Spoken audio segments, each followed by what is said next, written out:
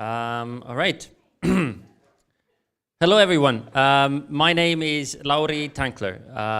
I work at the Estonian Information System Authority.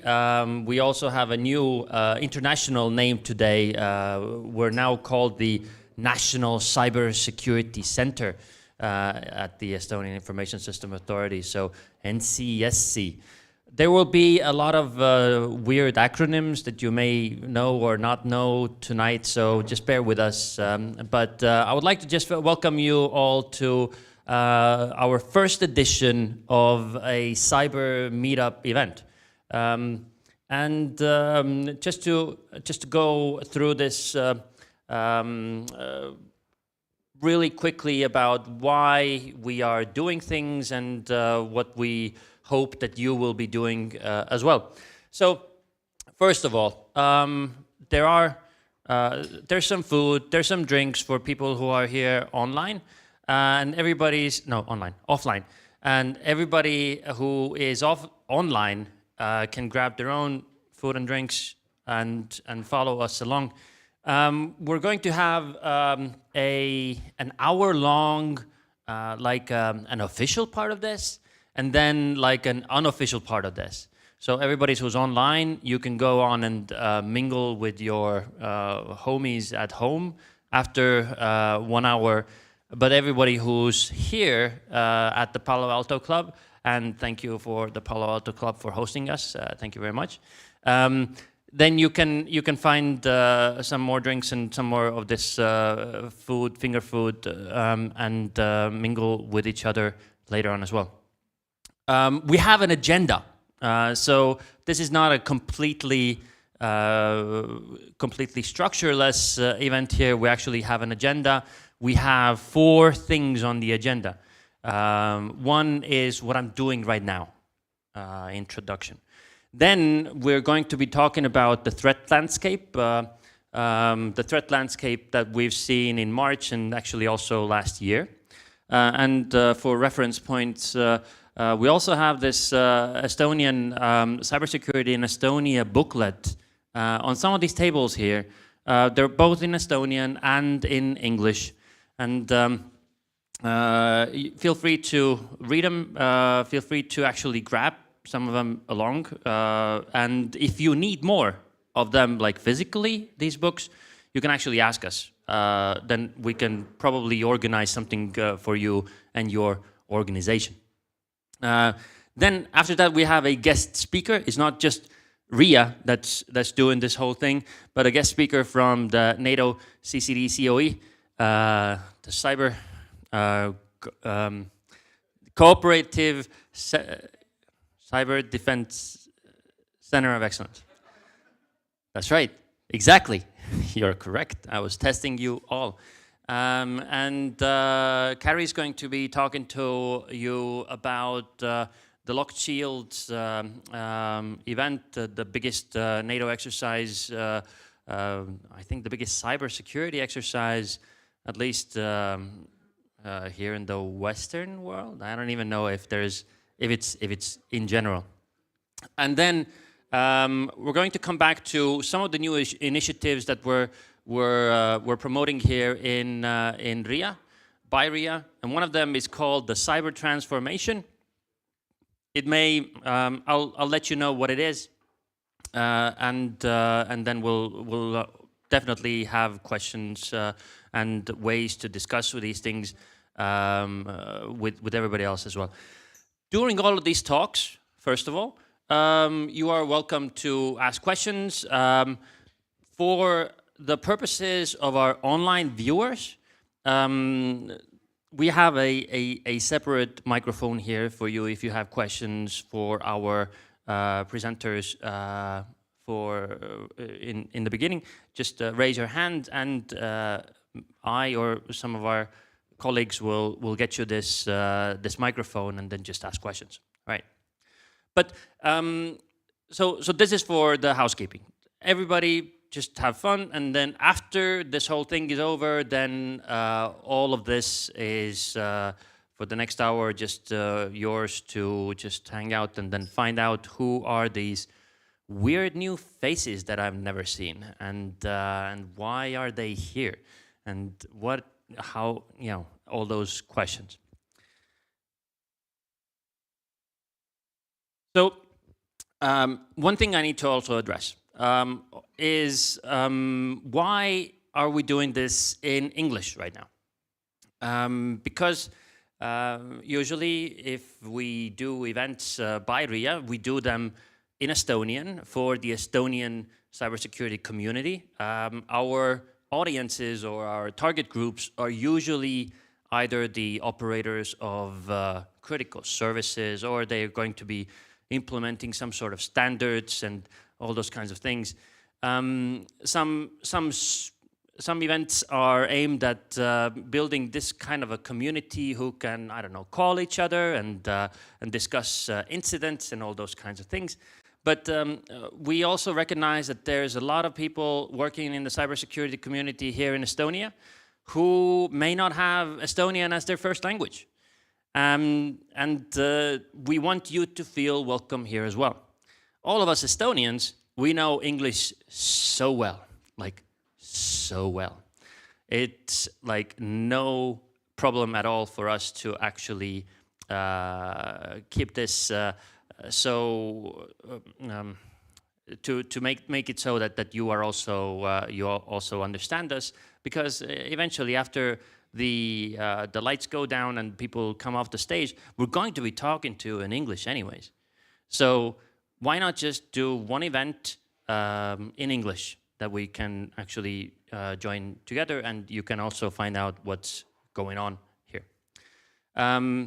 The Cyber Meetup for us at RIA, or sorry, NCSC, or RIA still. It's also about some of these new initiatives we want to discuss about, and we want to bring you some new information, including also like finding and taking the temperature of whether some of these events or some of these initiatives could be good for you. Would you be interested in some of this? For example, we're going to be asking you to tick a box in one of these registration places, whether this is whether a training would be interesting to you, whether we should do it or not. And then we'll find out, and we'll get in touch with you and then invite you to a training if we find sufficient interest. And also, we're doing this also in English and in this manner of like broadcasting it live, because the cybersecurity community in Estonia is not only about Tallinn. We do have faraway places like Tartu, and other faraway places like Rapla, and other faraway places. Also, there's other towns. Pärnu. Shout out to my hometown, Pärnu. Whoop.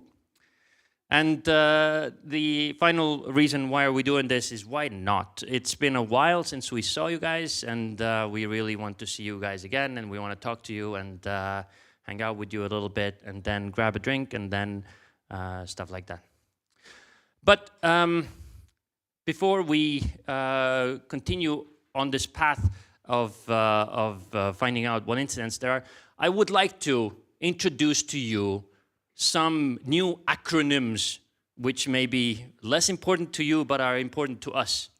So this event also marks as a kickoff for an European Cybersecurity Competence Center and a network of national coordination centers, sort of an event and community building. What we would like for you to have a takeaway here is that these acronyms, they may not mean anything to you. And what we want to actually just tell you is that we're going to have new stuff that we're doing at RIA. New stuff which is aimed at small or medium companies.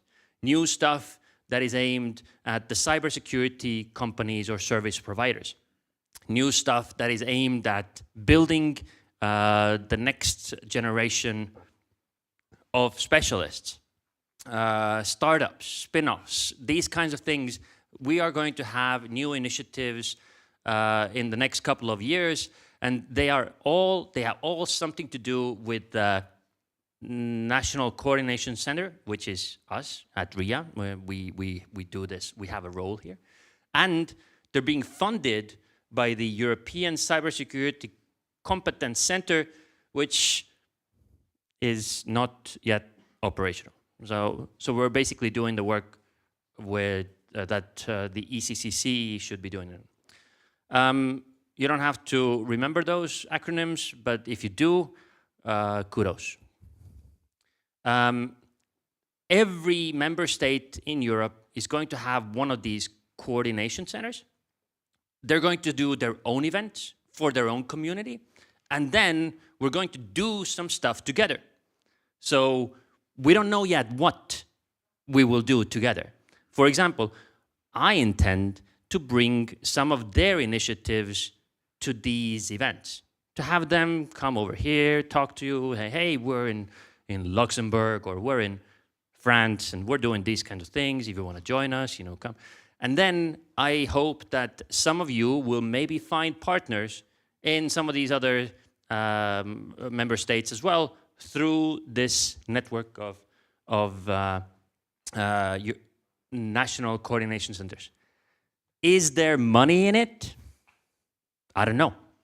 It could be. There's a lot of money in cybersecurity. Are there interesting projects? Could be. Let's find out. This is the aim of this event, to actually have some of the local people come together, and then we could bring you some of these European initiatives from other coordination centers as well. So yeah. So today, next up, we'll have Threat Landscape by Märt. We'll have Locked Shields by Carry. Then we'll talk about the CyberTransformation. And then later on, you can find some people to talk to. But next time, and we're going to be doing this regularly, these sort of meetups. And we're going to announce the next Cyber Meetup. By the way, we already have a date, April 13th. It's a Thursday. You're already looking in your calendar, right? Jürgen? Yeah? You good? You're on vacation? Okay. So Jürgen won't be able to do this, but maybe others will. We'll try to do this once a month on a weekday at an evening time slot. We'll always have this sort of a, hey, we're having new initiatives. Then we'll always try to have this threat landscape overview because RIA has these like products, analysis products, which Märt is going to be discussing about either quarterly or monthly or yearly overviews of threats. And then we'll always have a guest speaker or a couple of them. And then we'll have this drinks and snacks so that you could actually do some more networking. And that's it. This is why we're doing this. This is why we're bribing you with drinks and snacks to come together and talk to each other, so that we could talk about what we see and invite you to do things with us and with each other. And with that, I'll just give you the next speaker the floor. Märt will come up, and he will tell us about what RIA sees, what's the cyber landscape or threat picture right now. Märt.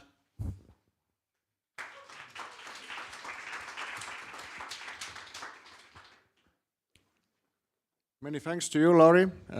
Also, warm welcome by me. Good evening to everyone and our online viewers as well.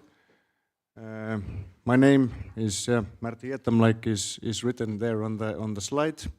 And just to come back to the first acronym that Lauri mentioned, that yes, we work together at the cybersecurity branch of RIA, which is now called the National Cybersecurity Center.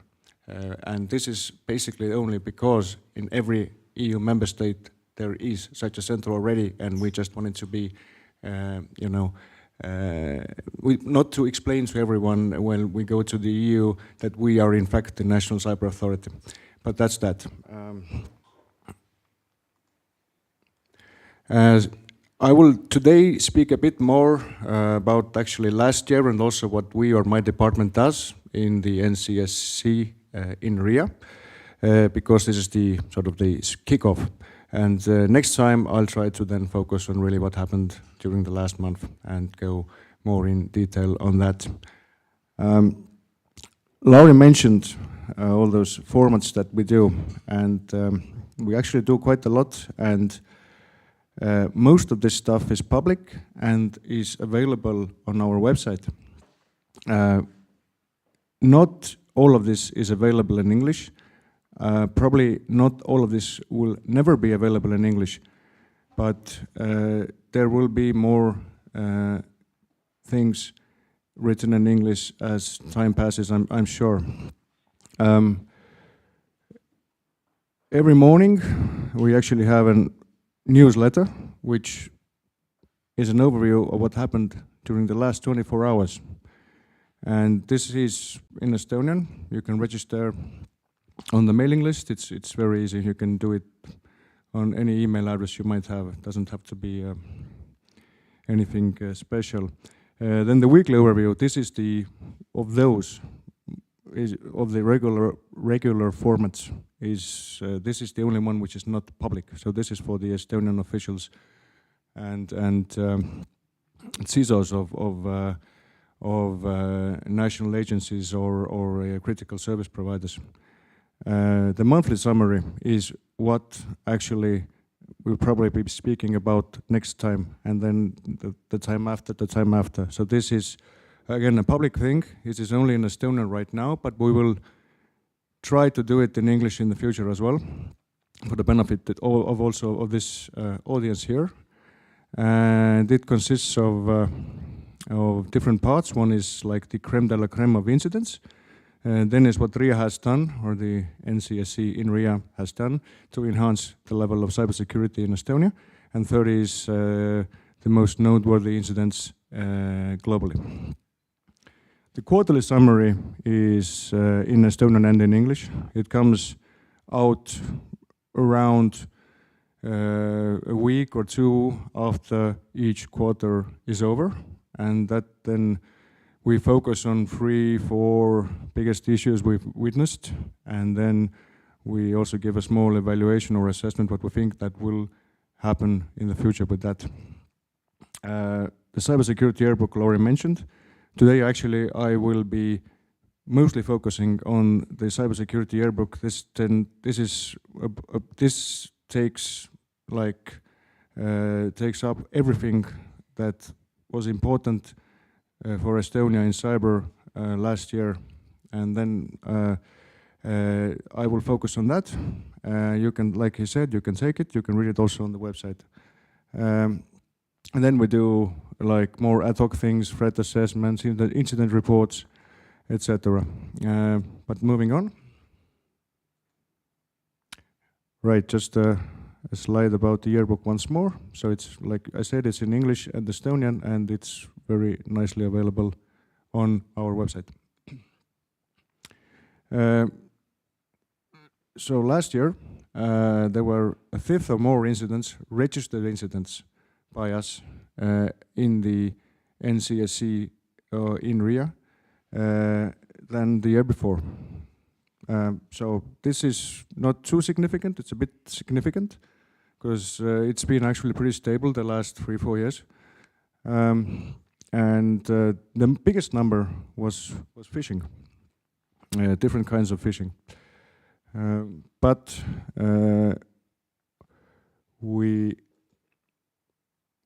just a reminder, so if there is an incident, if your mother has an incident, if she gets this extortion email or whatever, just please let us know, and then we will have a better overview of what's going on. And then we will register all the incidents, and that is actually the incidents with impact, right? But we get, this is like I think it's like 5%, 10% are with an impact. But this is the overview of those.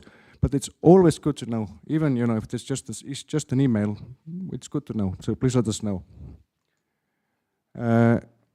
Even though the biggest number was different types of phishing, we dubbed in this yearbook on those tables. The last year we dubbed it the DDoS, year of the DDoS.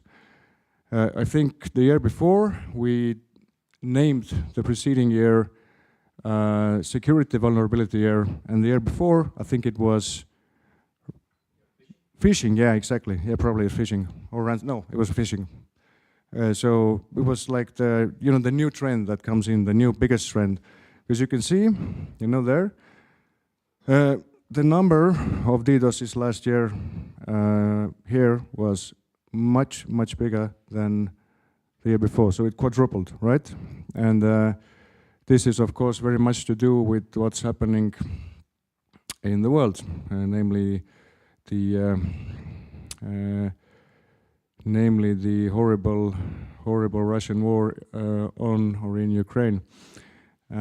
We can pretty well link most of those DDoSes to that, to actually what we have been saying and doing as a response to what's going on in Ukraine.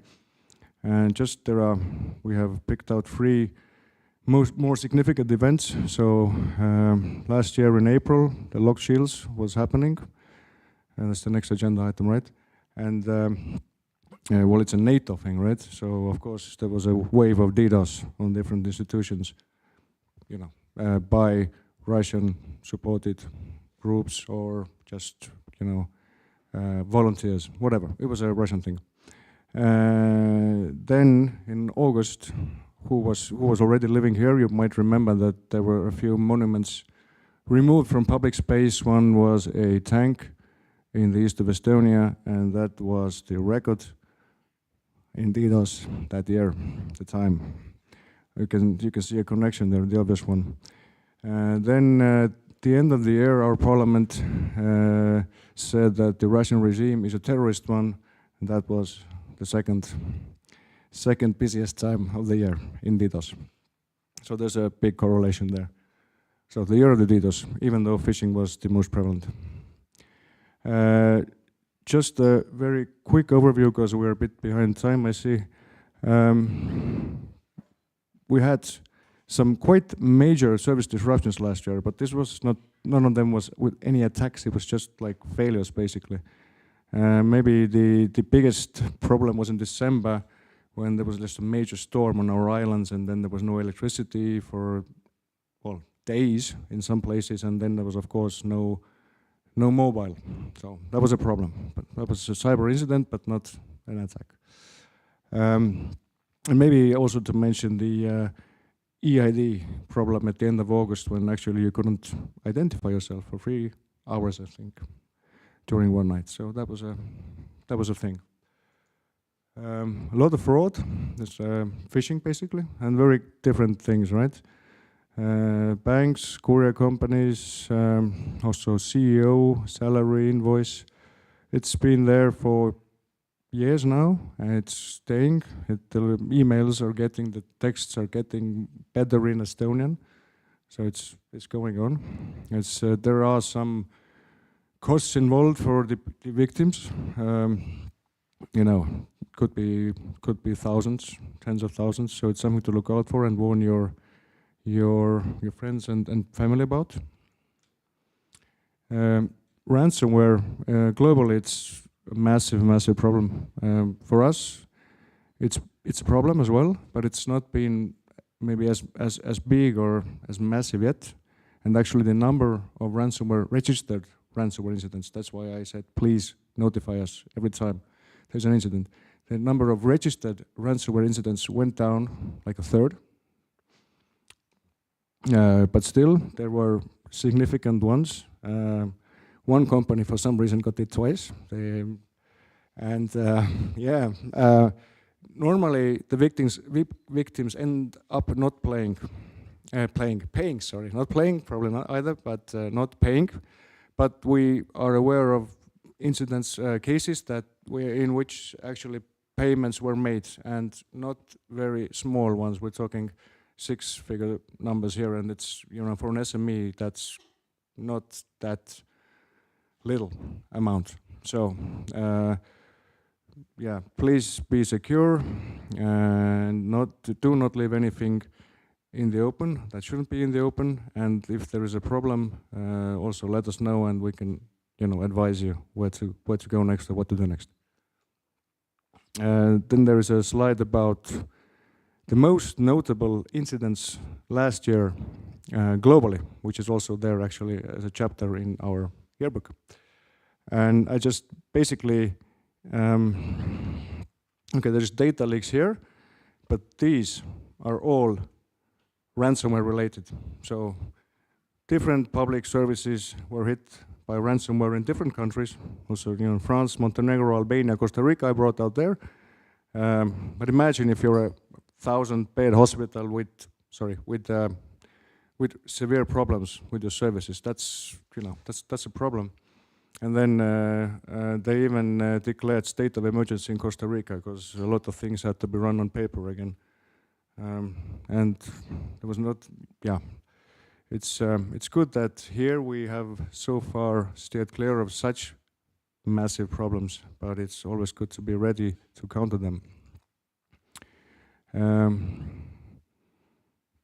Basically, in a nutshell, as we're really a bit behind now, Russia has also waged war on Ukraine for more than a year now in cyberspace, and Ukraine has fought back also in cyberspace surprisingly well, also with the help of allies and also companies, but they're hanging in there. So now to this year, this is the beginning of this year, so basically there's a bit less incidents, as you can see now, than there was the end of last year. DDoS is going on also in Estonia, keeps going on, and other countries, EU countries, NATO countries, again, most of the same actors behind them. Service disruptions, ransomware is still present, and we also had our elections 2-3 weeks ago, and in cyberspace at least, they turned out to be very secure and even boring. Thank you.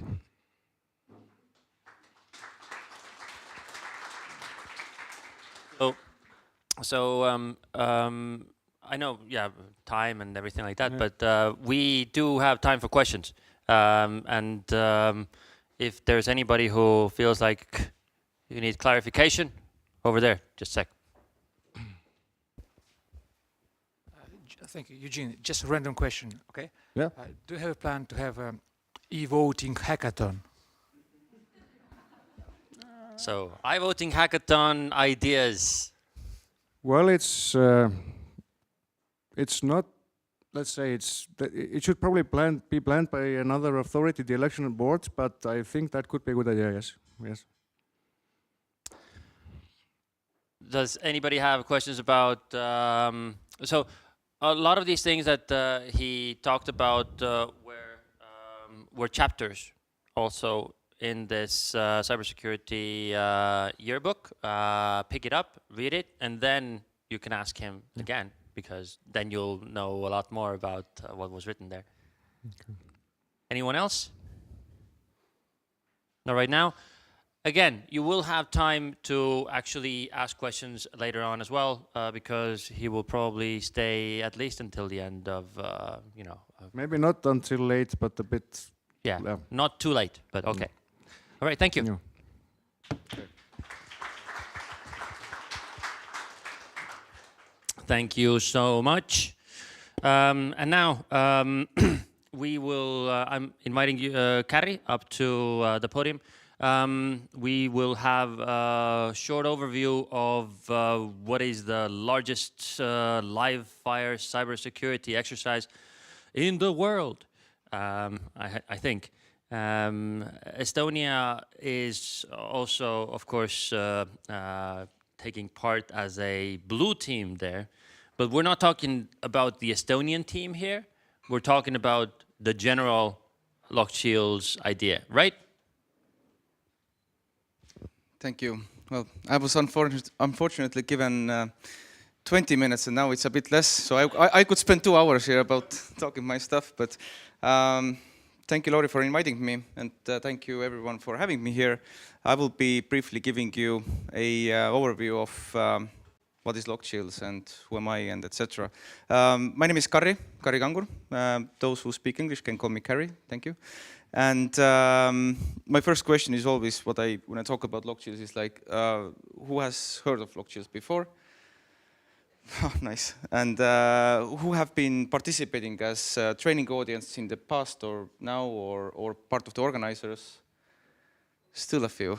Nice. So just to give an information to me, how deep can I go with that topic? Or maybe I'm just repeating myself. That's basically the entry. Oh, sorry about me as well. So 3 years in the center, CCDCOE. There's no CCDC logo here, by the way. Oh. Yes, here it goes. So yeah, so it's a NATO Cooperative Cyber Defense Center of Excellence, and for me, it has been 3 years now. This experience, background, shortly, teacher by education. Most of professional life in IT. So that's how I ended up in CCDCOE, doing some IT project management stuff. In reality, well, organizing events, as we see. Let's go on. In a nutshell, locked shields is I call it a platform, not just a cyber defense exercise, the greatest in the world, of course that as well, but I call it more as a platform to enhance collaboration and training. So this is what we also tell our partnering organizations, our member nations of the CCDCOE, because what we do in CCDCOE by providing the locked shields, it is more of a platform. Because if we say it's a service as such, I would say that platform is better explaining of what we do, because more or less the service that we provide for the training audience, the nations, the organizations, for them it's a platform. They define their own goals. They define how they participate in the exercise. So that's why I call it a platform rather than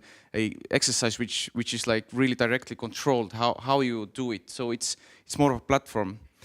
Our mission is to, of course, enhance cooperation between nations and partners. About CCDCOE, we have 39 different nations as part of this center, so our stakeholders, so to say. It's not only NATO, although NATO is in front, we are actually not we are not under NATO structure, so we are NATO affiliated. We are not getting money from NATO, so we are more or less like independent, supervised a bit and given some direction where to go. So just to be clear, we are not, we are not doing NATO exercise. NATO has somewhere like in a schedule what we do, but it's not NATO exercise. So our role in NATO and also in locked shields is actually to enhance the cooperation between the 39 nations, which are like from all the time zones, from Brazil to Japan, Singapore. Sorry, not Singapore. They are participating in locked shields, but in another form. But so basically, it spans throughout the time zones up to Australia as well. Yeah.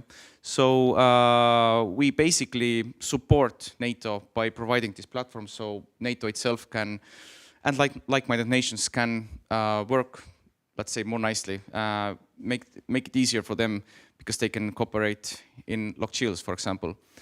Of course, lots of other stuff we do as well. We enhance cooperation between civilian and military, of course, public, private, academia, industry. So all these fancy words, we try to put them in one big room or environment and let it work out. So that's why it's why we can call it the world's greatest or biggest exercise, because it's just so 360 degrees, so many different people there. So that's why it makes it so big. Of course, who will benefit? Our nations and the like-minded partnering nations. We have also not only nations, but as I mentioned already, Singapore, for example, we have organizations who are also taking part of the either developing the exercise or playing there. For example, Singapore, we have a partner university there. We have partners from Brazil doing sort of system development. Of course, individual participants. Now, this is actually taking together both the who are organizing the exercise and those who participate. Again, a little bit of background. So in Estonia, we host it. This is true. We host it for the past 5 years, I think, in the Hotel Hilton. Very nice place to host something. Can definitely suggest that. And it's only for the organizers. So the blue teams, which call the training audience, they do not, they're not amongst our rooms there. This year, I will be telling about the numbers as well quickly, but in Estonia, what we organize the, let's say, headquarters for running the exercise. So it's like a, all the, staff members who set up, help set up the venue, build the infrastructure, do the opposing force, red teaming, whatever. So everything, it's like a headquarters for the exercise. For those who participate in Locked Shields, they are all remotely. So even though in Estonia we do have RIA participating this year or organizing from the Estonian side, and also actually Cyber Command is also involved. So 2 Estonian teams, we can say. They are joining the cyber environment virtually for us, although they are in Estonia. So we have teams from 38 countries, not 39 in Locked Shields, and total of 24 teams. So they actually do combine teams there, not only, let's say, single teams, etc. Right. So who benefits? Of course, everyone. Everyone is after the Locked Shields marathon. Everyone is smarter a bit again and exhausted and wants to take a break. It's a big 1-week event full of either defending or system maintenance. Depends on the point of view. Right. And academia, we do research there as well. Well, this year we had a AI blue team. Not sure what they were exactly doing, what were the results. Haven't seen them yet. I will get them, I think, soon. But the idea was basically to test out preliminary testing, how to use AI similar, I guess, technologies to prevent attacks, detect attacks, etc. So maybe this will bring us more kind of AI capability in terms of cyber defense in the next years. Depends what data did we gather, etc. Locked Shields is a really good place to do data science, because the amount of data with attacks and defenses that go around in a safe environment, let's say controlled environment, it's really a good place. So definitely academia is interested, and the industry to test out new technology or promote their technology as well. Right. Okay. Mostly what I said already. International, definitely. Collective in individual training. Now, this is the collective training that the blue teams figure out themselves how they play the exercise. In individual level, yes, as well, but just to give an understanding that it's a team effort, but in lots of aspects, it is actually individual training as well. For example, from the organizer's side, there's these aspects there. Blue versus red, mentioned. Red being the bad guys, blue the good guys. Game-based, which means we have a full scenario, backstories, lots of books written basically, so it makes sense what's going on in the environment. It's not just IPs against IPs, it's literally like a story behind it in that sense. And so complex, including ICS, Industrial Control System, SCADA. The main point behind that is that we are not dealing with only, let's say, a normal office environment, which we use as a training platform. We do include rather complex systems. This year we had, for example, a gas plant, starting from the well, compressing it and putting it into energy. So the full pipeline, so it was virtualized everything. So we do try to include lots of these components of national and critical infrastructure, what can be considered as national critical infrastructure. Innovative, of course, we are a community event in that sense that every year there is someone who wants to bring something interesting there. And so in that sense, we do stay innovative as what kind of attack vectors the red team is developing, or what kind of technologies are we using. And mostly in cyber range, CR14, thank you for hosting us. CR14 there, yes. And some parts are also in the cloud, so we're using Azure AD. Probably will be moving more a bit to cloud to play out a bit of more realism. And friendly competition, I want to enhance that. Again, Locked Shields has been called, I'm not really happy about it, but a Cyber Olympics. No, it's not. It's about collaboration. So it's more and more going towards nations joining up in one team. It's more moving that way. In that sense, if you have a team of Koreans and a team of Estonians and Canadians together, I would say that being competitive, it will be very hard because most of the effort will go to establishing communications. How do we do things together? So that's why I'm saying that competition, it's getting less attention, hopefully. And aside from the laser, no, okay. Aside from the main exercise, we do have a strategic level exercise, basically a tabletop built on top of Locked Shields, main track. By using what happens in Locked Shields, they do play out let's say, different scenarios or injects to decision makers to, let's say, pinpoint out like weaknesses in the national policy. So this is like an exercise inside an exercise. Okay, very nice. Our fictional map as well. The never-ending war between Berelia and Crimsonia. Berelia being the island. Greenland is there, Ireland is there, so somewhere in between. Doesn't exist in Google Maps, unfortunately, or fortunately, but it's there. We have our own maps platform as well, which looks like Google Maps, so this is just a snapshot of it. Divided into 24 regions. In case of Locked Shields, we have 24 teams, as I said, and the Crimsonians are harassing the Berelian national critical infrastructure and their services all the time. Sometimes even in different exercises which we run, they even sometimes use land forces. So it's a struggle between those two countries. And of course we have how call it, a maritime zone which is like neutral, or how to say, there are some gas wells there which Berelia wants to take some gas and Crimsonia says, but no, you do not get it. So it's like a no man's land. So there's lots of things moving around in the scenario. So what do we have this year? Do we have time? Yes, okay.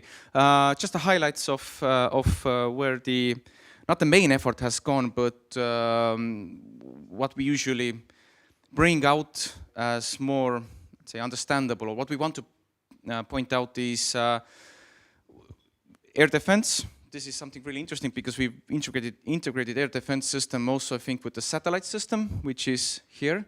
So Brazilians providing us air defense system, satellite provided by Spaceseat, Estonian company, and so we were integrating this, we'll call spatial systems, so to say, together.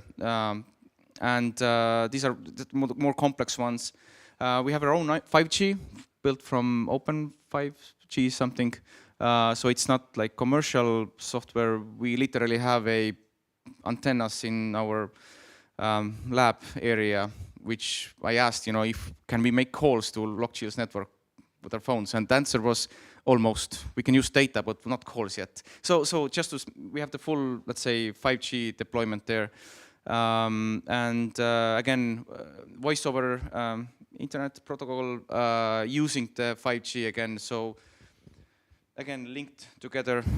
Financial system was brought in last year. That has been really interesting in my opinion. I know financial sector is having their own exercises or tabletops or something, but But in our case, we are mimicking like a SWIFT protocol between these regions so that the actual central banking system, I think, will get attacked and is kind of disrupted. So the training audience cannot, for example, do money transaction between their regions or can't get salary. So it will be a problem for a nation, I guess.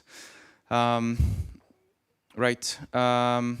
Gas, as I said, really interesting. Also new this year. This is the only like really new one. We used to have a water purification plant, but we told the Singaporeans that hey, we want something new, and they were really agile and that, so they provided us gas, which is really relevant, I think. So we're happy about that.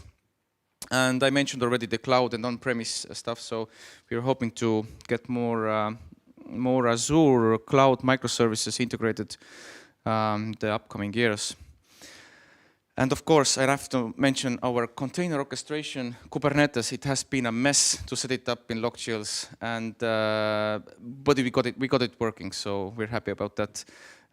We get our few web pages up and running with the cost of half of the cyber range, I think. Yep. Environment. So we have the technical layer there. We have the information layer, which is basically an information environment. So it's not only technical. I will show them quickly the kind of structure as well. But so we have the technical, let's say, challenges and everything, and then we have the non-technical parts, which we challenge also media specialists, legal specialists, and also let's say, kind of strategical communication specialist or intel analysts. Basically, we are creating a misinformation campaigns, fake Twitters, all this kind of stuff within the LogShields environment and linking it together with the technical part so that the technical training audience would kind of understand that, you know, bring more realism. That's the whole point, that sometimes the enemy might reveal something by accident in social media, and this can be used again by the defenders to, you know, prevent something. And also user simulation worth mentioning. So we're not just red versus blue. We do have a middle layer there. So while the training audience is defending their systems, they have to actually continue providing services for the end users. So I think this is a really interesting aspect as well. You know, the funny joke was from years back when we didn't have, I think, user simulation, what the blue teams did was just, you know, literally, you know, take the cable out and, you know, no attacks, no problem. But they have to continue providing service for the users. So we have an entire team doing that, mainly from Taltech, so cooperation. Yoo-hoo. And integration, so again, mentioned a bit, integration between international law in cyber environment, media, digital forensics, of course, big portion as well, information environment, and strategical decision making. So these are all more or less integrated in one way or another. Numbers this year. 38 nations participating. We have 20 plus major partners organizing or developing it. In Tallinn, in April, we will have approximately 375 developers, planners, organizers here in Tallinn. Together about 440 actually, so quite a lot. We grew from last year. Right, environment, 5,500 VMs, 8,000 regime attacks approximately. So the whole LogShields environment gets deployed, takes about 2 days. So training audience, yeah, 38, 24 teams. And our impact is basically to around 3,000 participants all over the world. So quite big numbers. Again, last year it was 2,400. We grew again. Oh, not this one. Quick. Not this one. Well, I have only 2 minutes now, so. Quickly, the structure as well. So these 440 or 375 kind of fit all in these colors and stuff. Very important colors you have to always remember are green is the infrastructure developers, all the technical stuff. yellow being cyber situational awareness kind of track, so to say, red team being the opposing force, and the white team being all the rest, which means non-technical challenges, also supporting functions as quality assurance, etc. So we have, it's like another big, it's living its own life, basically, the locked shields structure. We literally have a special investigation team which acts like a police within locked shields. Like in case someone says that we do not agree with, the feedback. So there's a police coming and processing that. Yep, and all the nice colors and flags there as well. Yeah. Well, that's it. Right, thank you.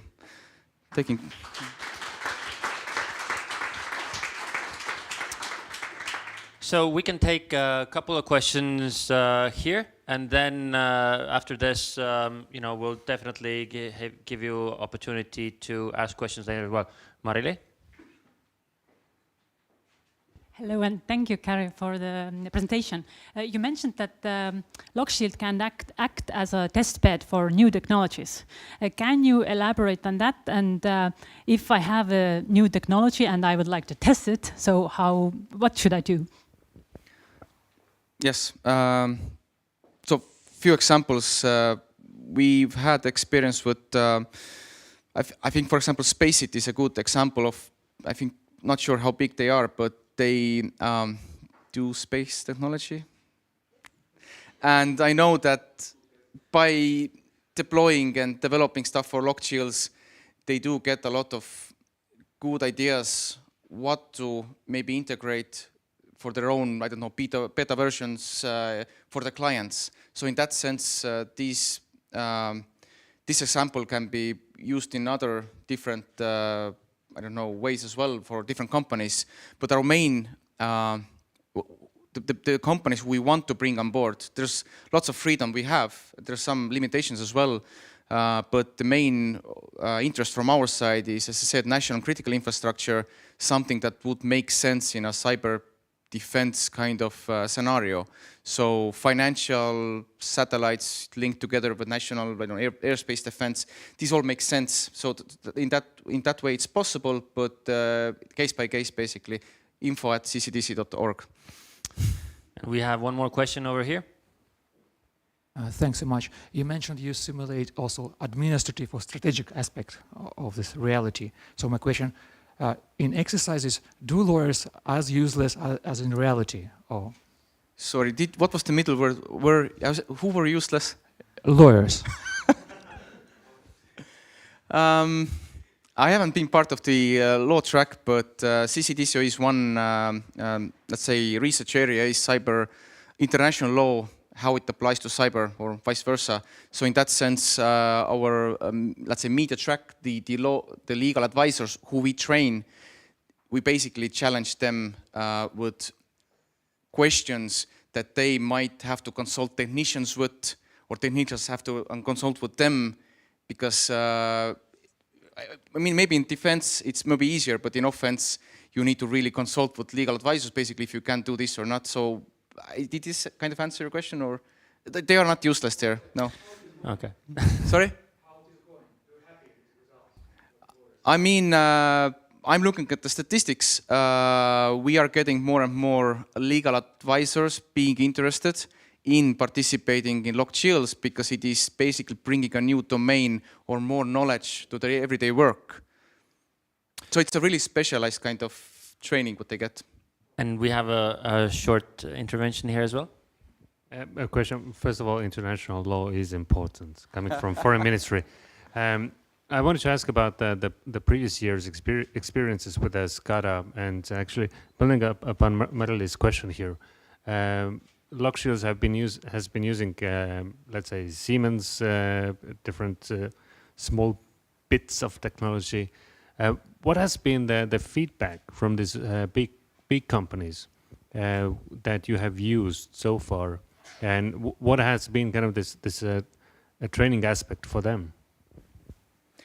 So Siemens is an example of probably not the place where they test new technology. It was more about them being part of Locked Shields and being visible in the cyber kind of awareness, let's say, project, and more because they are a big company. So their feedback mostly, I mean, when we talk about Siemens, for example, they were happy. They had it like a yearly kind of investment, what they did to us, basically providing technology, expertise. But they had their own, cyber gang. They're doing their own stuff. So it was more like them being involved and showing to the public that they are interested in this cyber kind of securing their products, etc. So it was more about exposure for them. We do not have, I think, an example of a really complex SCADA system that is using Locked Shields as a test bed yet. All right, thank you, and thank you, Kari. It's a mug. It's a mug. Yeah. It's yeah. Thank you so much. I'm gonna switch microphones here. Good. Right. So the final part of this tonight, I'm going to talk to you a little bit about what one of the new initiatives that we have at RIA as well for a local Estonian community, so that you would be aware if somebody asks you about this, what's going on, and maybe there's also ways for you to participate. So we may go, I don't know, 5 minutes over time, but I think it's all right with our online audience as well. But we call this in Estonian, we call this küberpööre, and in English we decided that we'll go with CyberTransformation, which sounds like the next iteration for the Transformers franchise, but it's actually something much more simple. It's we're rolling out, and we've already rolled out some grants for small, medium companies who are not cybersecurity companies to do more cybersecurity. So let me just tell you like an overview of what it is, and then I'll end it with this sort of a call to action of what if you want to be involved in any way, you can come and talk to us about this later on.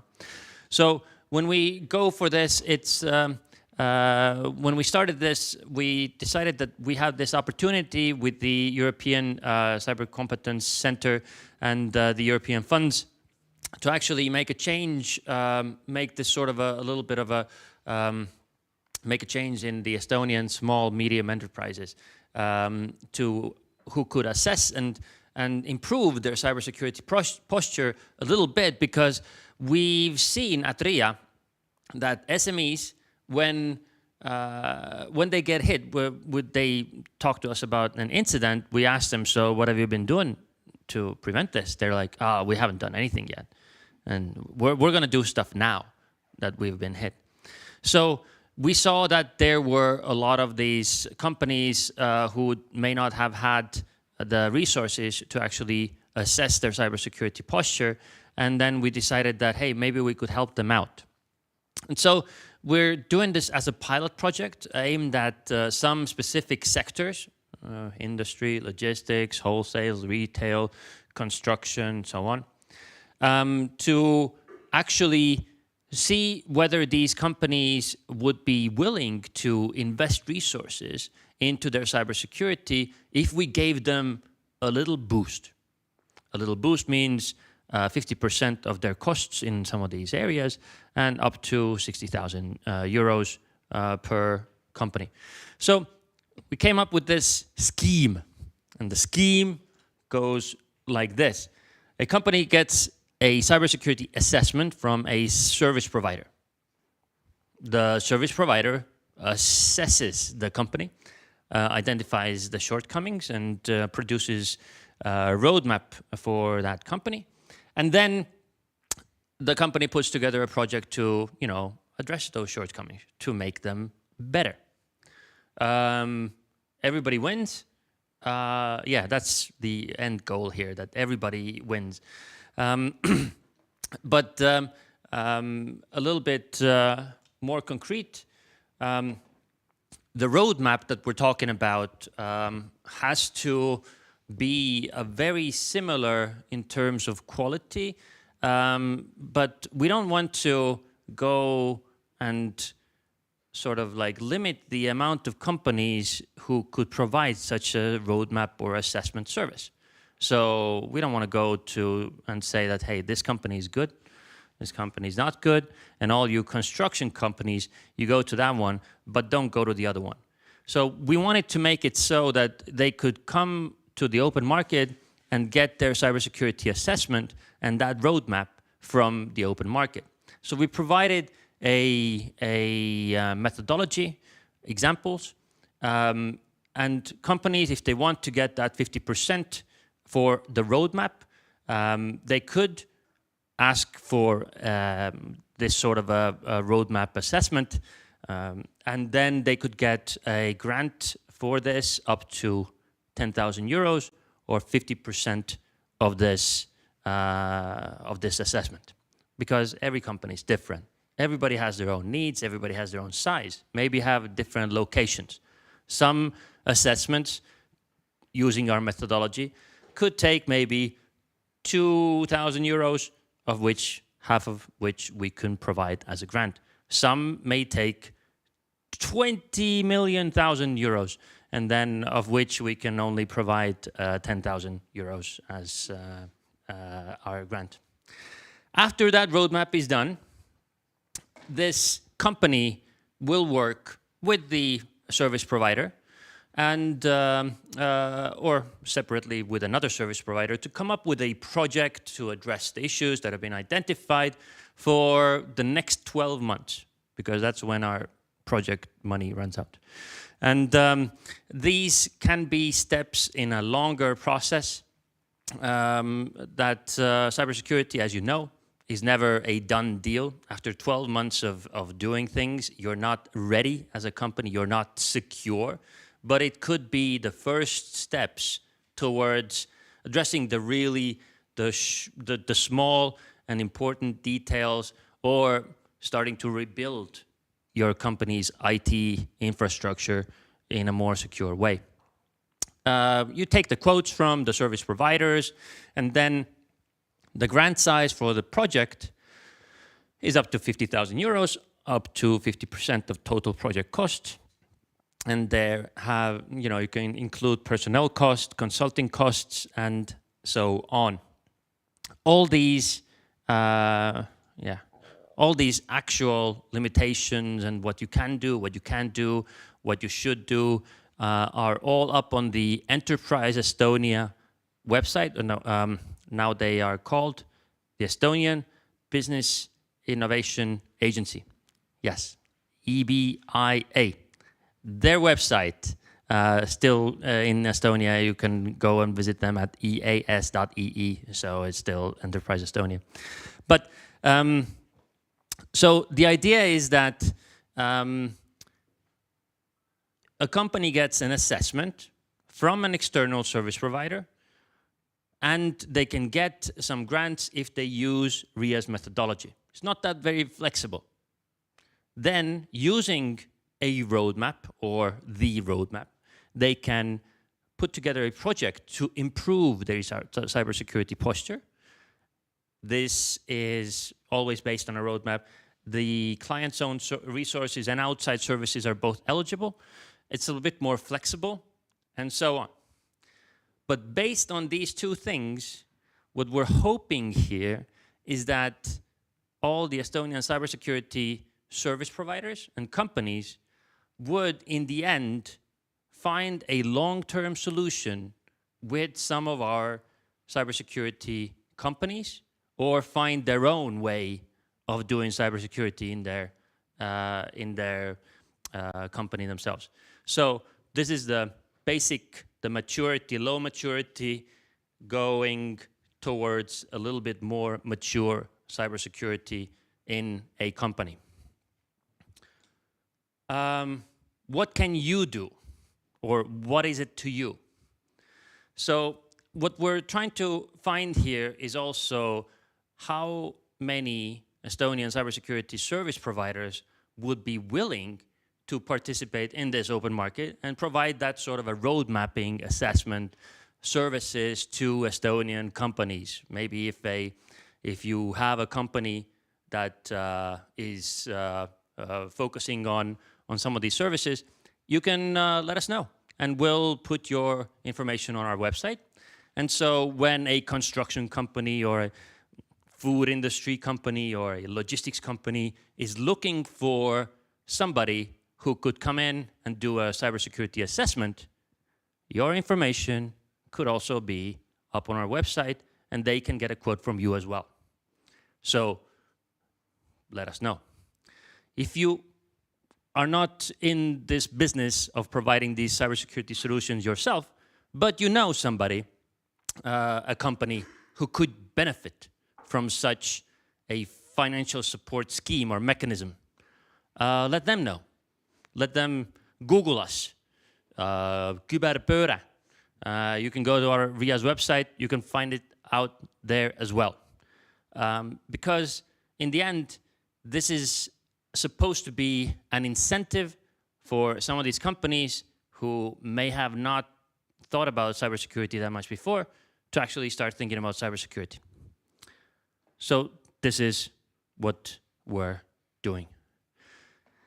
The long-term view over this is that we're trying to get also other countries in Europe through that network I told you about earlier to try and test our methodology in their own countries as well, with their small and medium companies. We will also we'll take the results of our pilot project, and we'll advocate for more funds if we see that this is a beneficial and worthwhile dealing.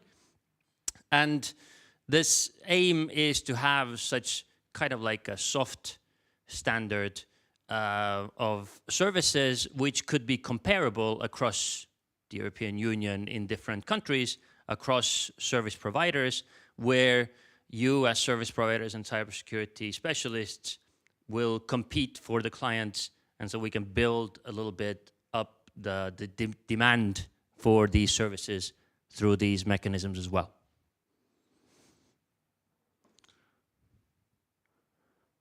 Questions? Sure.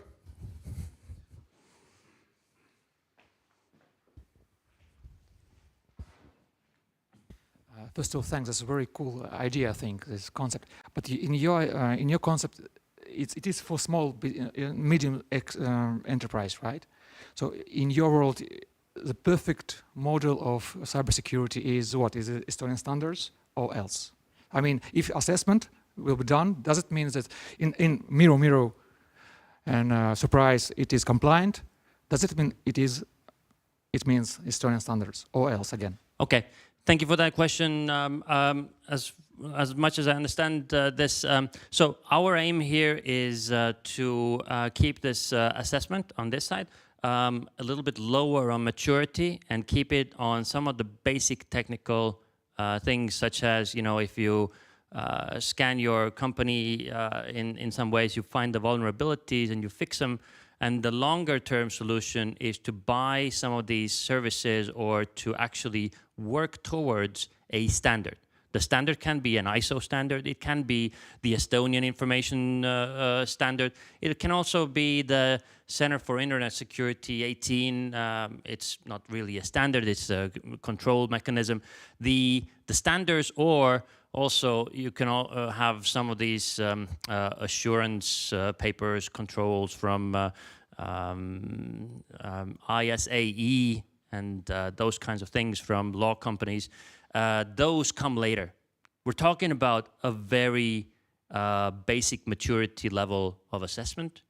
And so the ideal here, I don't think it's even relevant, because like everybody has their own view of an ideal. And then we're trying to get like this baseline up a little bit.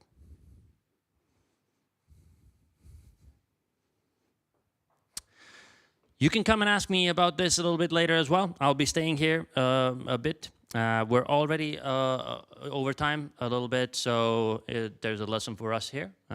Things take a little longer than we thought. We will consider this. Before you go, one more thing. Many have asked us about, in different venues, about the possibility of Estonian companies who could actually how to apply for EU projects, EU funds, and so on. And so we decided we would actually ask you if you represent some company or yourself, if you are interested in a workshop we can do for a community about writing proposals, nothing to do with cybersecurity, but for the cybersecurity community, how to write proposals and what cybersecurity project calls are available at this time or are upcoming in some short time. Let us know if you're interested. You can let us know if you were, like signing in, there was a registration sheet. There was a weird little question about, are you interested in some of this workshop? You can go back and then just tick that box if you are. So we made it really, really easy for you to not even come up and speak to us because some of you are Estonian and you may not actually want to speak to us. So you can actually just go and tick a box and then we'll know that you were interested in this. With that, we will end this formal part of this. Please stay. There's drinks and foods and keep on hanging out here for another hour or so. And if you feel that you want to stay for longer, there's bars around here that you can buy some things on your own. All right, thank you very much. Have a good night, guys.